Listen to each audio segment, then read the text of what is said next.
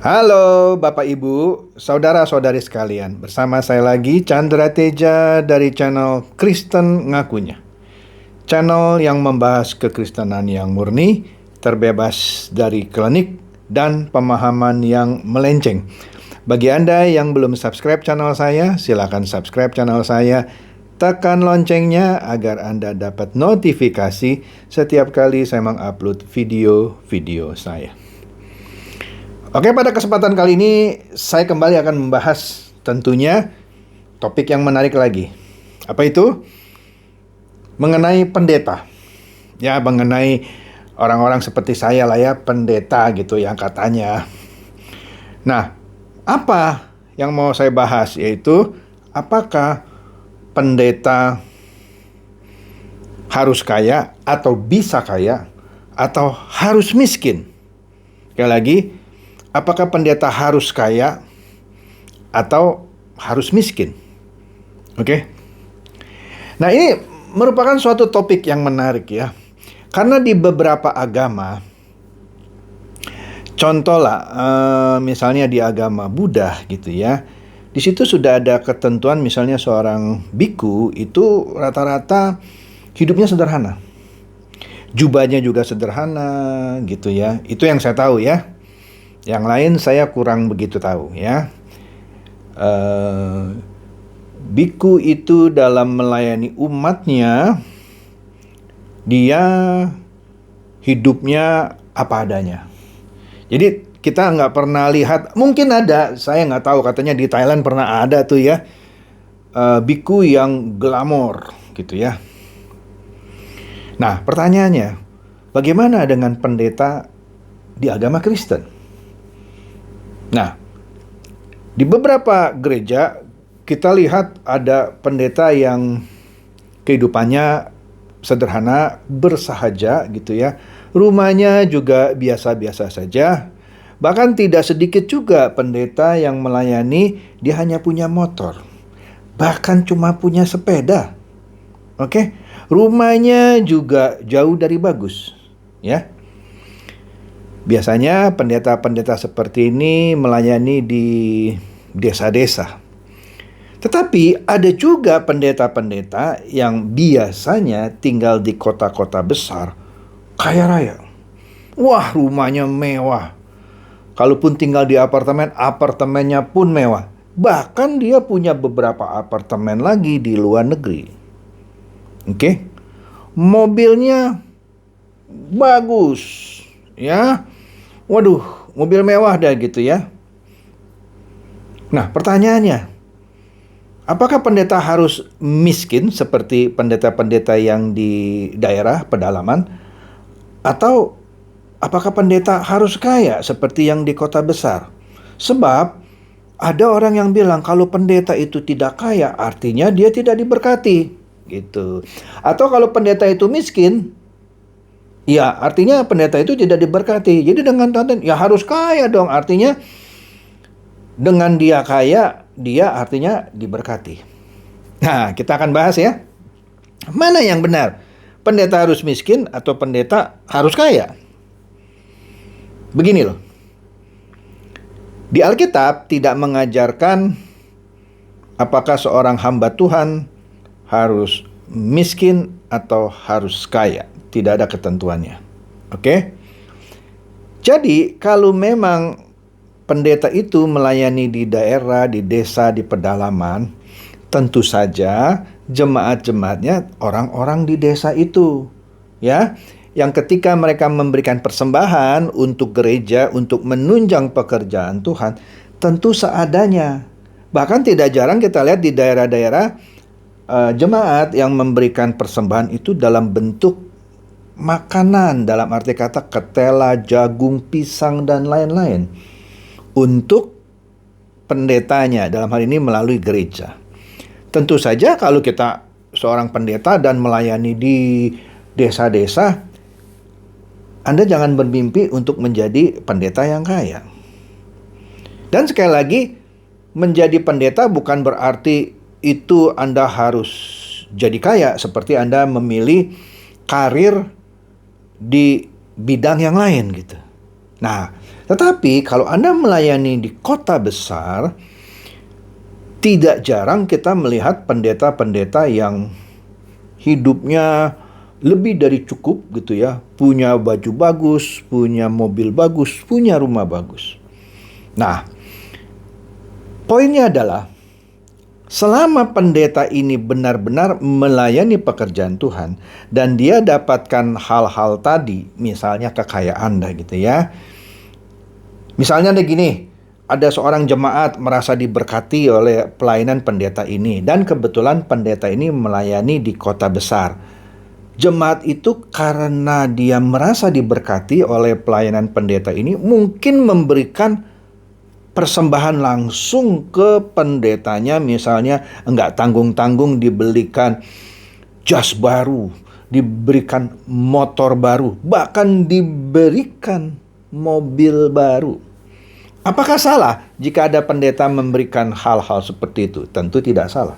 Bahkan jika jemaat memberikan rumah yang layak atau bagus gitu ya untuk pendetanya karena merasa sangat diberkati, menurut saya sah-sah saja.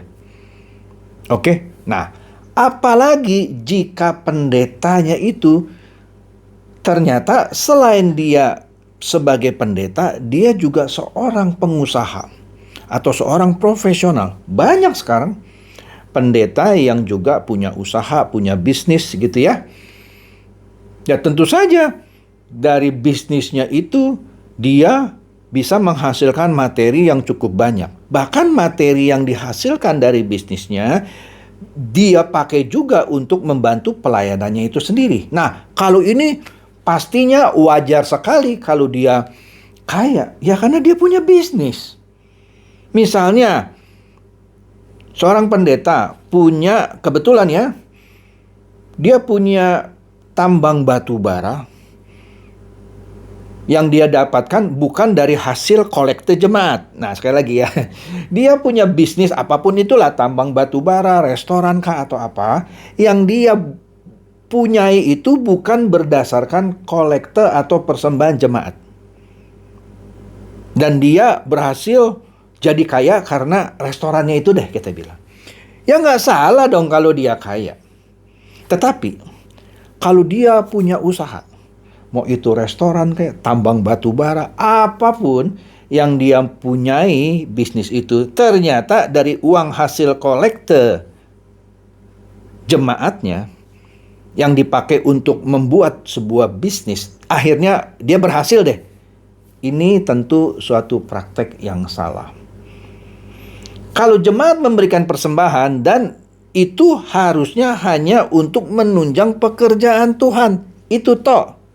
Tidak bisa persembahan jemaat dipakai untuk membuat sebuah bisnis. Apalagi persembahan jemaat tidak dipakai untuk bisnis tetapi langsung dibelikan mobil baru, motor baru, rumah baru, apartemen baru. Itu lebih ngaco. Jadi kalau dia memang sudah punya bisnis bersamaan dengan dia jadi pendeta atau sebelum dia jadi pendeta dan bisnis ini memang menghasilkan dan dia kaya, punya mobil bagus dan segala macam gitu ya, sah-sah saja. Tetapi kalau ini semua didapatkan dari sumbangan, bukan sumbangan lah ya, persembahan, kolekte atau apapun dari jemaat yang dibelanjakan menjadi rumah baru, mobil baru, itu salah. Lah, jadi pendeta itu harusnya gimana, Pak? Nah, ginilah. Kan persembahan dari jemaat itu untuk menunjang pekerjaan Tuhan dan tentunya juga untuk sang pendetanya. Tetapi untuk ukuran yang layak. Di beberapa gereja setahu saya, mereka misalnya punya majelis yang menentukan gaji pendetanya berapa. Tapi ada juga beberapa gereja yang tidak punya majelis. Semuanya tergantung si gembala sidangnya.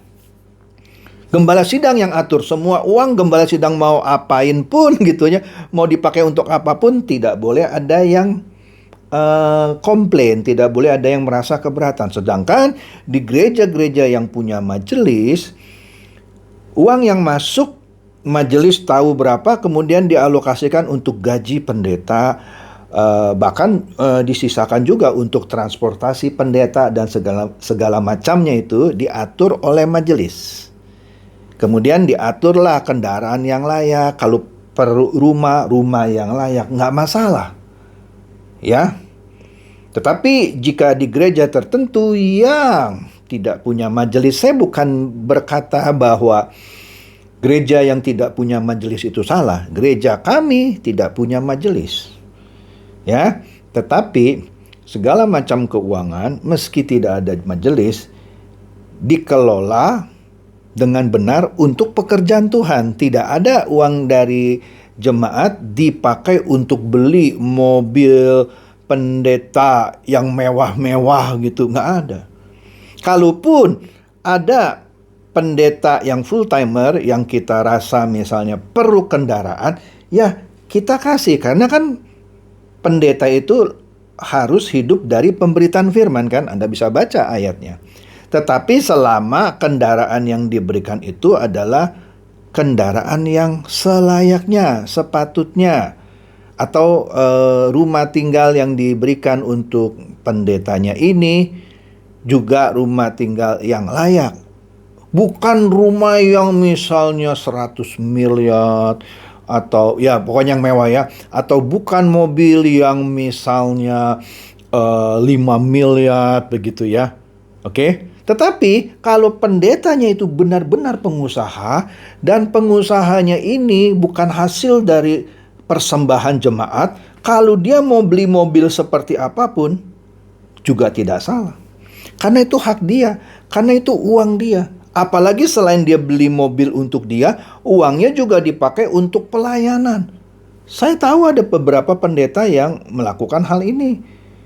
Dia punya bisnis sendiri.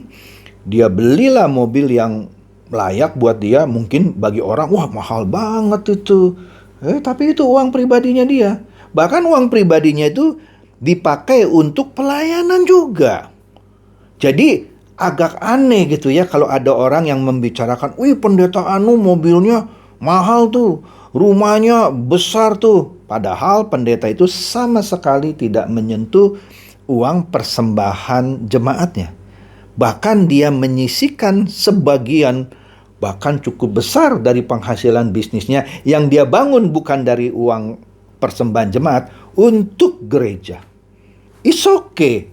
Jadi jangan terlalu kerdil gitu ya yang menyatakan pendeta tuh harus miskin. Kalau pendeta kaya artinya dia tidak layak di hadapan Tuhan. Dari mana? Nggak ada gitu ya. Jadi sebelum Anda menghakimi seorang pendeta dari kaya atau miskinnya, Anda teliti dulu dia uangnya dari mana. Kalau uangnya adalah hasil usahanya sendiri, layaklah dia. Tapi kalau uangnya itu ternyata dari uang persembahan jemaat, itu yang tidak layak. Oke? Jadi bukan soal pendeta itu harus miskin atau pendeta tidak boleh kaya, ya. Cerdaslah sedikit, ya. Jadi itu saja, semoga ini mencerdaskan dan mencerahkan Anda semua. Silakan share video saya ini kepada teman-teman, sahabat, atau kerabat supaya mereka tambah cerdas dan tercerahkan. Seperti biasa, Shalom.